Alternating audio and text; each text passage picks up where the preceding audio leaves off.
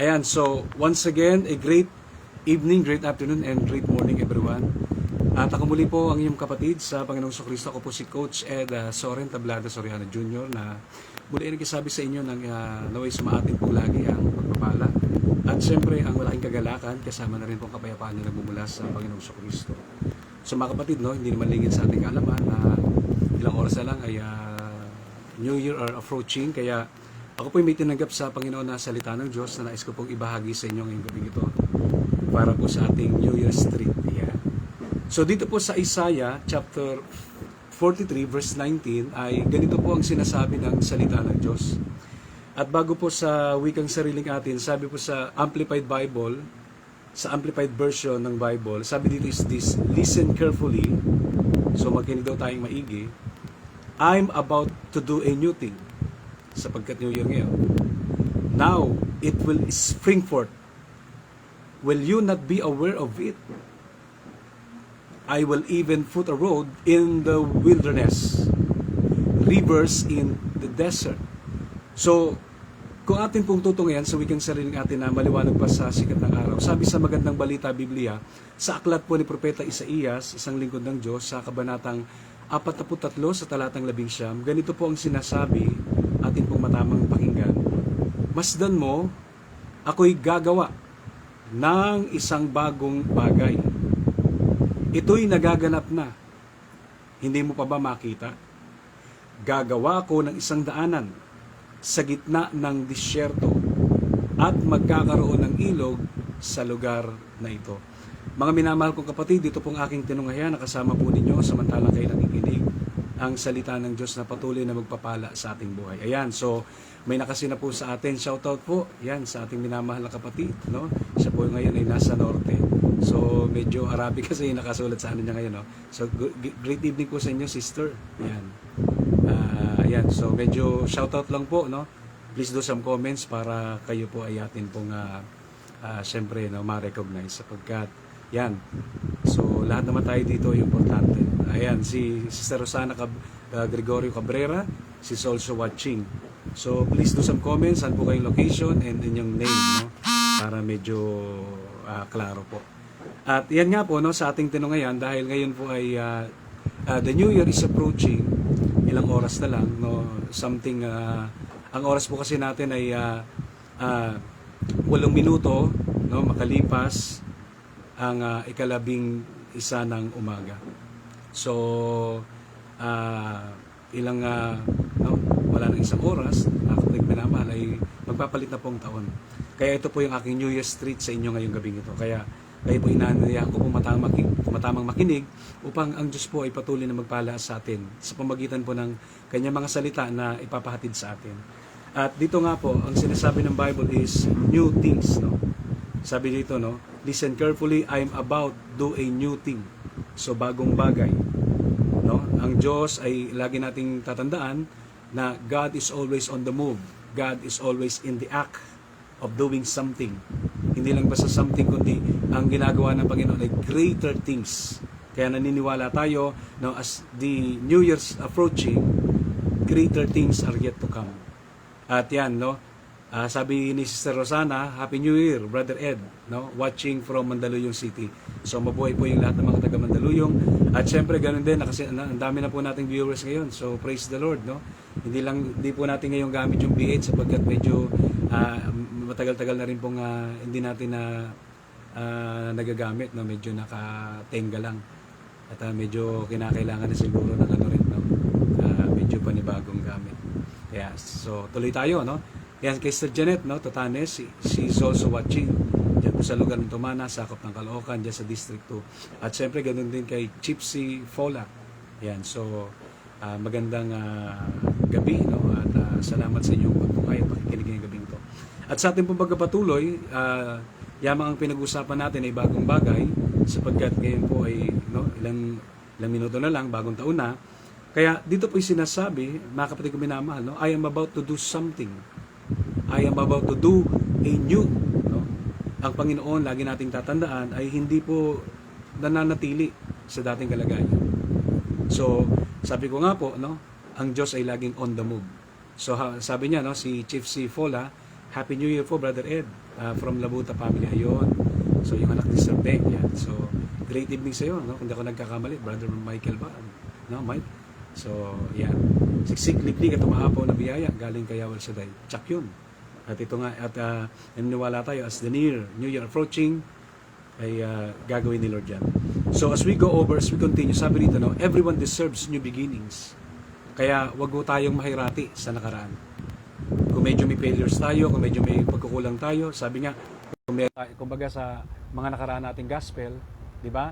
Kung mayroong pagkukulang, tambakan. Kung mayroong kalabisan, bawasan natin, pantayin natin, gawin natin na sakto lang, may ganon, may ganon. At ang sabi dito, including that, no, everyone deserves new beginnings and more often than not. So, yun po yung maganda no? Huwag natin pong hayaan na yung buhay natin ay manatili sa dating kalalagayan. Dapat mas lamang, dapat lagi tayong positive, no? Dapat mas madalas na gusto natin yung panibagong bagay kaysa yung ayaw na natin. Sa pagkatanda natin, no, sabi nga, life must go on. So, ano man ang ating pong struggles, pinagdaraanan, so tuloy lamang po tayo sapagkat nandyan si Lord. At ang sabi rito, new beginnings are not gifts given, sabi rito, no, new beginnings are not gifts given to us, but our own choices. So, pag pinag-usapan natin yung new beginnings, mga kapatid ko minamahal, ay kumbagang sukatan nito, higit sa lahat, hindi po ito yung regalo na kalob sa atin. Kundi, ang pinag-usapan dito ay yung atin pong pagpili. So, kapag pinili natin magsimulang muli, kaya ang sabi rito, kapag pinili natin magsimulang muli at tumawak sa direksyon ng buhay, lumilikha tayo ng panibagong simula. At yun po yung maganda. Kaya, yung new things, mga minamahal na kapatid, it is all about, sabi rito, our own choices. New beginnings is about, it is not about God gifts given to us, but our own choices. So, ang buhay ay pagpili. Kaya, ano bang gusto natin? To stop, or to go, or to move forward. So, we have the free will. We have the power to choose. Kayo po ang bahala dyan. Pero, ang sinasadya sa atin ng Biblia, maging ng ating tinutungayan, na dapat lagi tayong magpatuloy. Sapagkat sabi nga, tuloy lang. Tuloy. At sabi rito ni Klaus Schwab, sabi ni Klaus Schwab, mga kapatid ko minamahal, if I stand correctly, sabi niya, change can be frightening. At totoo naman po yun, di natin may tatanggi. Sa umpisa, ang pagbabago minsan medyo nakakatakot. Minsan parang, kaya ko ba to? Diba? Mapagtatagumpayan ko ba to? Kaya ba ng powers ko? At ang sabi rito, and the temptation is often to resist it. At yun talaga sa buhay natin minsan, di ba? Ang parang mas pinipili natin kumbaga, ang tukso dyan ay okay na lang to. Ganito na lang ako. Pero hindi Kaya nga sinasabi rito, in addition to that, but change almost always provides opportunities.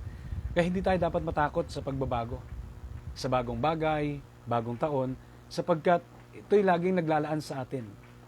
Nagdudulot, nagbibigay sa atin ng panibagong pagkakataon, panibagong oportunidad na to learn new things, di ba?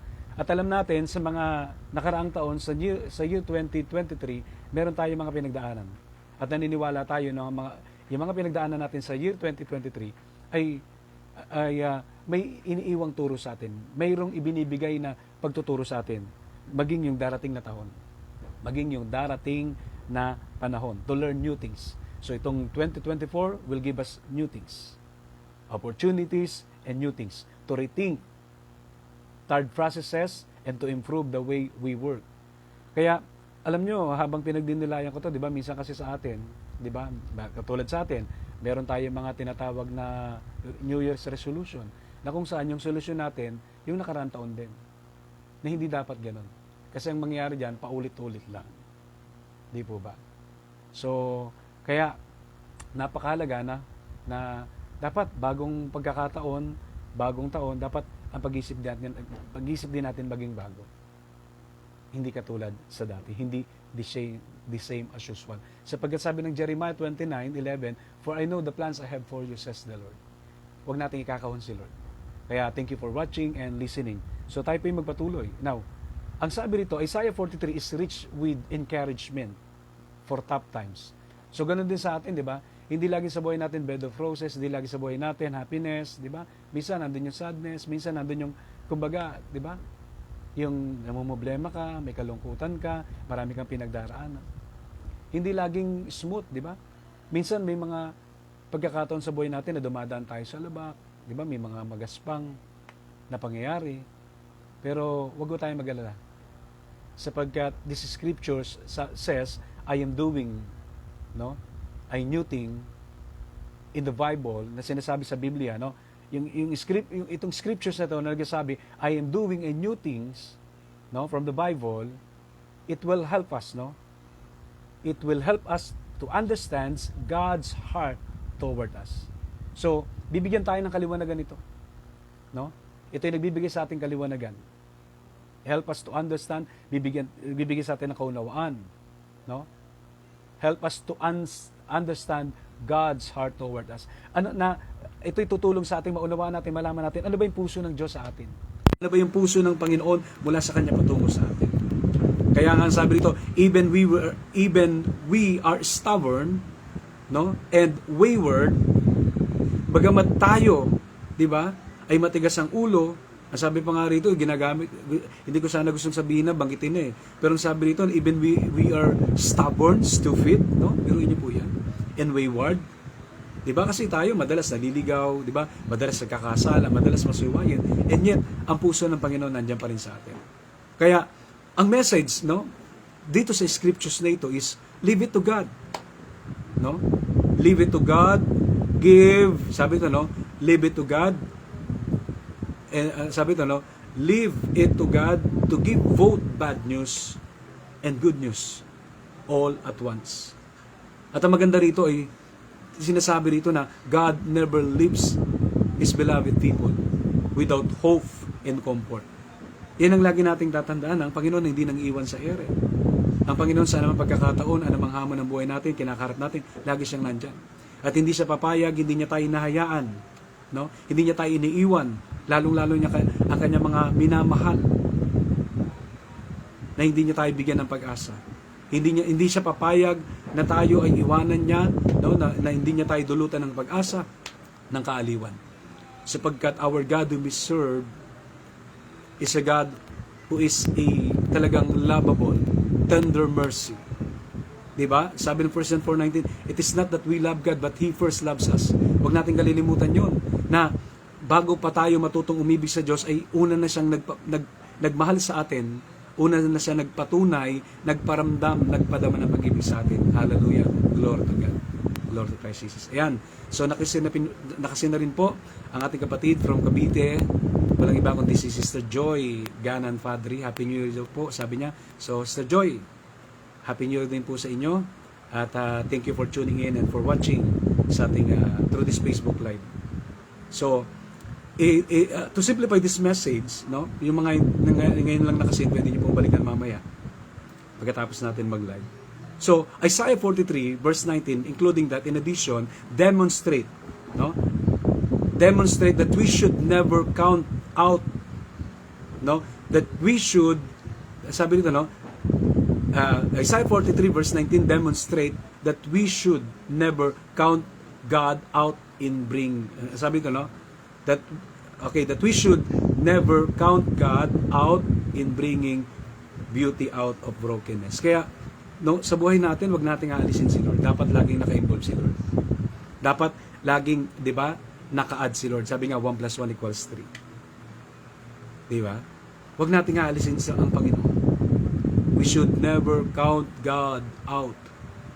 Sapagkat yun ang malaki natin magiging problema. Sapagkat naniniwala tayo, no? Kasi pag nandyan ng Panginoon, di ba? Anumang brokenness ang pinagdaraanan natin, di ba? Ito yung mapapalitan ng beauty. So tayo may nakadama ng pagkawasak, di ba? Ng pagkahungkag. Sabi riyan, di ba? We should We should never count God out in bringing beauty out of brokenness or miraculous paths through wilderness seasons and deserts in life. Mas lalo natin kailangan ng Panginoon, lalong-lalo kapag tayo nakakaranas ng ilang nakaranasan, ng disyertong karanasan.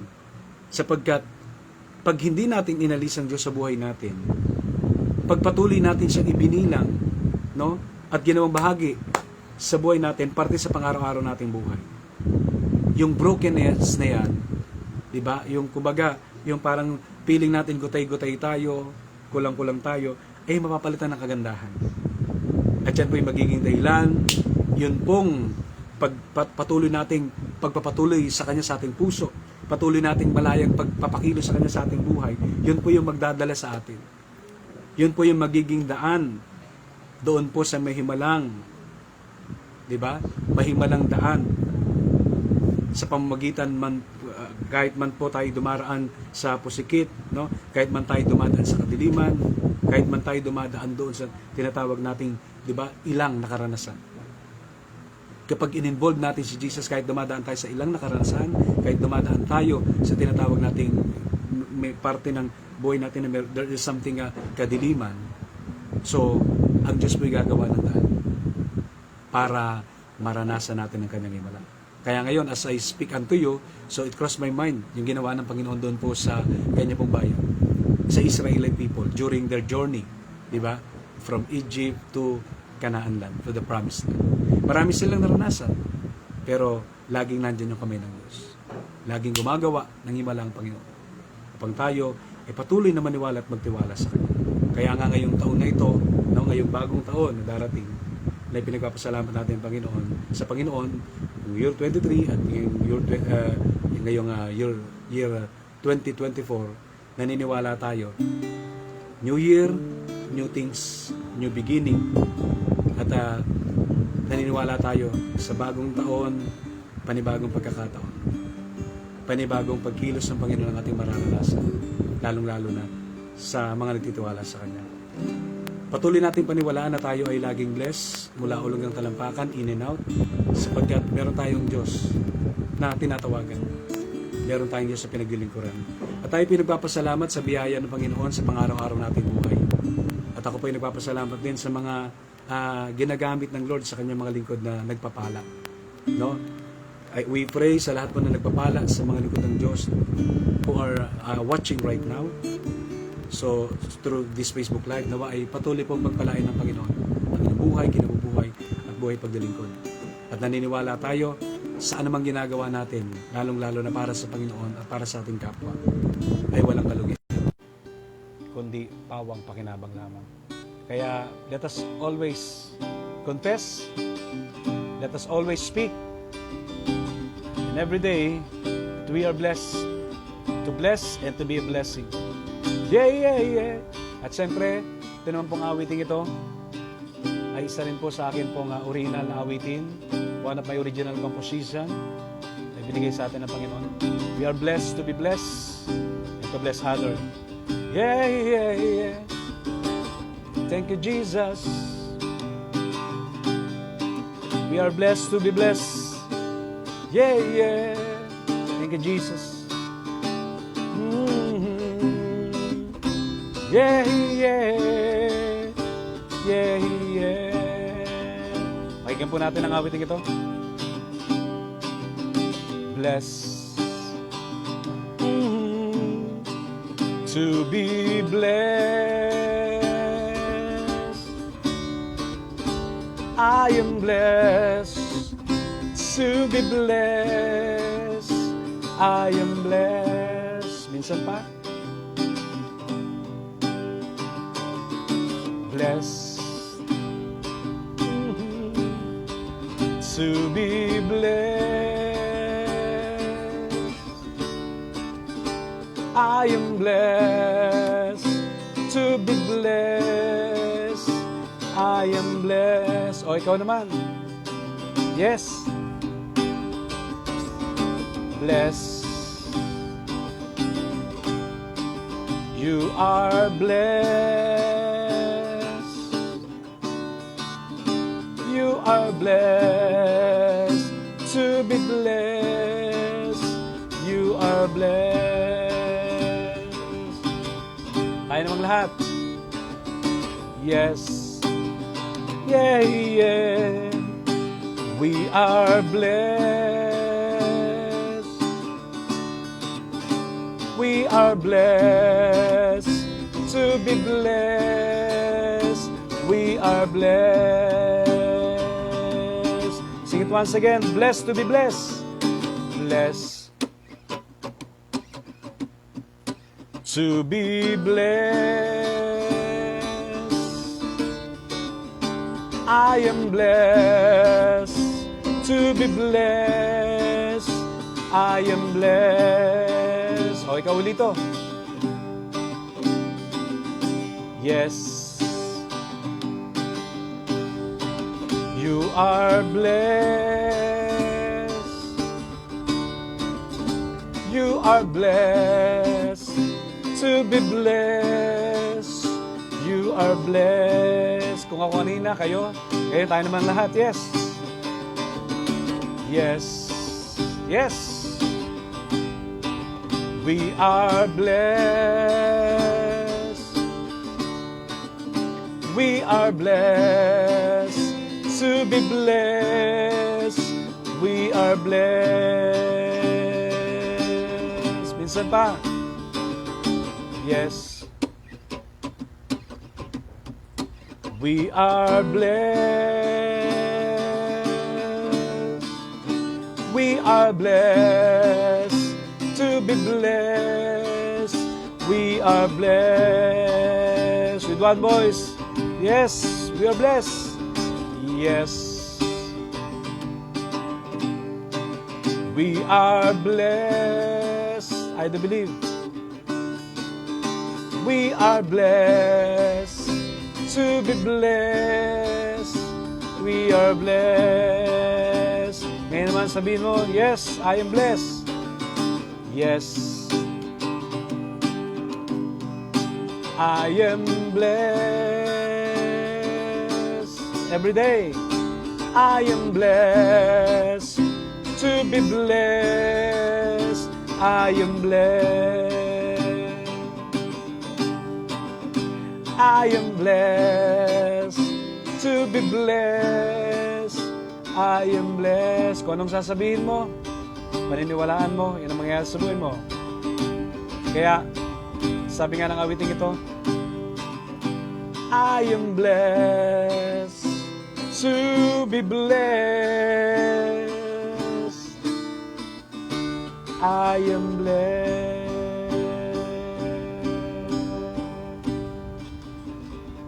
Ayan. Parang gusto ko pa sanang dagdagan. We wish you a Merry Christmas. Ayan, we wish you a Merry Christmas. Sabagay, Pasko pa rin naman po. Ano? Kaya thank you for watching, no? Everyone, sa inyo pong lahat na nakasinya yung gabing ito. Nawa po ay ang pagpapala ng Panginoon sa ating lahat. Lord, I pray na patuloy ang pagpalain ng buhay ng bawat sa amin, ang aming buong pamilya, pababa sa aming mga anak, kamag-anakan. Ilayo po kami sa anumang sakit at karamdaman, kahirapan, sapagkat ang pangako mo sa amin ay buhay, naganap at kasiyasiya. In John chapter 10, God is speaking. Jesus Himself speak, I have come that you might have life and have it more abundantly. Kaya lagi nating paniniwalaan na ang Diyos po ay ang Diyos ng kasaganaan, na ang Diyos po natin ay Diyos na mabiyaya. Kapag nagpala, ay higit sa sapat. Talagang masisiyan ka, maliligayahan ka. At naniniwala tayo kung paanong dumating ang himala ng Pasko, gayon din ang himala ng bagong taon. Sa pang-araw-araw nating buhay ay mararanasan natin. Hanggat ang Panginoong Kristo ang nakaluklok sa kanan ng tronong Ama, hanggat si Jesus ang ating provider, hindi tayo magkukulang. Itinangkin na po namin, Panginoon, ngayong gabing ito, na ikaw pa rin ang Diyos ng himala, nagagawa ng dakila at dakilang bagay at himala sa aming buhay. At ang lahat ng ito ay pinaniniwalaan namin in Jesus' mighty name. And everybody say malakas at malaking Amen. So, kung kayo po ay napagpala at na-bless ngayong gabing ito sa atin pong pag-live na ito through Facebook Live, through Meta. So, I encourage you to share, no? Ito pong live videos na ito. At gayon din po, bago ko makalimutan, please do subscribe sa mga hindi pa po nakakapag-subscribe sa akin pong YouTube channel. I-search nyo lamang po ang Ed Soriano YT. At mag-upload po doon yung ating poster sa the LSS or the Life Stories of My Songs. Kaya super thanks in advance sa inyo pong gagawing pag-subscribe. At ganun din naman, sa pangalan ng Panginoon Kristo, kayo po'y patuloy ko rin inaanyayahan to follow, no? My Facebook page, and it is all about be a blessing, spread the good news. So, marami na pong problema yung mga tao, huwag na po tayong sumampa sa kanila. Huwag na po tayong maging karagdagang problema sa kanila. Huwag na po tayong maging marites in a negative way. So, maging blessing po tayo. Imbis na i-share natin problema, di ba? Yung mga hindi magandang bagay, di ba? Ay ang share po natin mabuting balita, ang salita ng Diyos. At naniniwala po ako, pag tayo po'y gumawa ng mabuti, mabuti rin ang ibabalik sa atin. Sapagkat what we sow is what we reap. At kapag tayo po ay naghayag ng magandang balita, marami pong maliligtas, marami pong mapagpapala, at marami pong makapagbabalik loob sa Diyos. Kaya ngayong gabing ito, inaangkin na natin, no? Ang Diyos na sumama sa atin na nakarang taon ay patuloy na, no? Sasama sa atin at patuloy na sasamahan tayo sa anuman pong ating pong kinakaharap, no? Anuman pong hamon sa buhay. If God is with us, naniwala tayo that we are always victorious, for we are God's champion, God's beloved people, and God's channel, di ba? And we are God's champion now. Kaya so shoutout din sa, I think nakasin na rin yun si iba pa natin mga kapatid, no? Sa mga iba pang nakasin ngayon. So naway ang Diyos will magdagdag ng pagpapala sa atin. Again, super thanks po sa inyo pong lahat, and I have a blessed, victorious New Year sa atin pong lahat.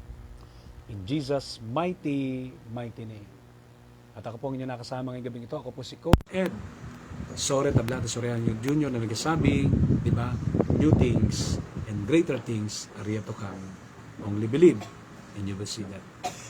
In Jesus' mighty name, amen, amen, and amen.